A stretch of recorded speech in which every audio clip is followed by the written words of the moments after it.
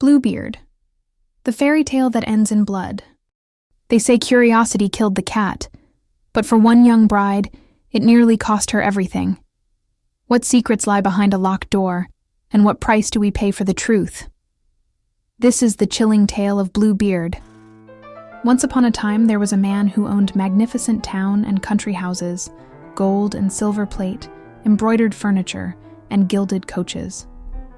Unfortunately, this man had a blue beard, which made him look so ugly and terrifying that every woman and girl who saw him ran away in fear. One of his neighbors, a lady of high rank, had 2 daughters who were exceptionally beautiful. Bluebeard proposed marriage to one of them, allowing the mother to choose which daughter would wed him. However, neither of the young women wanted to marry him. They kept passing the decision back and forth, unable to reconcile themselves to marrying a man with a blue beard. What made him even more unappealing was the fact that he had already been married several times, yet no one knew what had become of his previous wives. To win their favor, Bluebeard invited the young women, their mother, and several of their closest friends to one of his country estates, where they spent an entire week in merriment. There were excursions, hunting and fishing parties, grand feasts, balls, and entertainments. The nights were filled with games and laughter, and no one thought of sleeping. Everything was so delightful that the younger daughter gradually began to see Bluebeard in a different light. His beard no longer seemed as blue as before, and she found him to be a rather agreeable man. Upon their return to town, the marriage took place.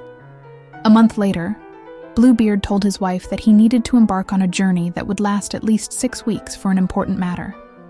He urged her to enjoy herself in his absence, to invite her closest friends, to visit the countryside if she wished, and to maintain a lavish household. "Here," he said, handing her a set of keys, "are the keys to my 2 great storerooms. These unlock the chests where my finest gold and silver plate is kept. These open my strong boxes, where my money is stored. These grant access to my jewel caskets. And this," he added, holding up a small key, "is the key to the closet at the end of the long gallery on the ground floor. You may open everything and go anywhere, except that little closet. I strictly forbid you to enter it. If you do, you may expect my wrath." His wife promised to obey him without question. After embracing her, he stepped into his carriage and set off on his journey. As soon as he was gone, the young bride's friends arrived, eager to explore the grand house. None of them had dared visit while Bluebeard was present, as his appearance had always filled them with dread. They hurried through the magnificent rooms, admiring the rich tapestries, luxurious beds, gilded cabinets, and mirrors so large they reflected them from head to toe. Some mirrors had glass frames, others were silver, and some were even gilded metal, more splendid than any they had ever seen. They could not stop marveling at the young bride's good fortune. Yet, despite all this, she felt no joy. Her mind was consumed by a single thought: the forbidden closet. Her curiosity grew so overwhelming that, without considering how rude it was to leave her guests, she slipped away and rushed down a back staircase in such haste that she nearly fell 2 or 3 times. Upon reaching the closet door, she hesitated, recalling her husband's warning and the terrible consequences he had threatened. But the temptation was too strong. Trembling, she inserted the key and opened the door. At first she could see nothing, as the windows were shut. But after a moment, she made out the horrifying sight before her. The floor was covered in clotted blood, and along the walls hung the lifeless bodies of several women, Bluebeard's previous wives. He had murdered them one by one. She was so overcome with terror that she nearly fainted. The key slipped from her fingers and fell to the floor. When she regained her senses, she picked it up, locked the door, and hurried to her chamber, shaking with fear. Noticing that the key was stained with blood, she tried to wipe it clean. She scrubbed it with water, sand, and even a pumice stone, but the stain would not come off. The key was enchanted. Whenever she wiped the blood from one side, it reappeared on the other. That very evening, Bluebeard returned. He explained that he had received letters on the road, informing him that his business had been settled in his favor, allowing him to return home sooner than expected. His wife did her best to conceal her distress, pretending to be delighted by his early arrival. The next morning, Bluebeard asked for his keys. She returned them with a trembling hand, which did not escape his notice. "Why is the key to the closet missing?" he asked. "I must have left it upstairs on my table," she stammered. "Fetch it at once," he demanded. After making several excuses, she had no choice but to hand him the key. Bluebeard examined it closely. "Why is there blood on this key?" he asked. I don't know," she whispered, her face as pale as death. "You don't know?" he roared. "I know well enough. You have disobeyed me and entered the closet. Now, madam, you shall take your place among the ladies you saw there."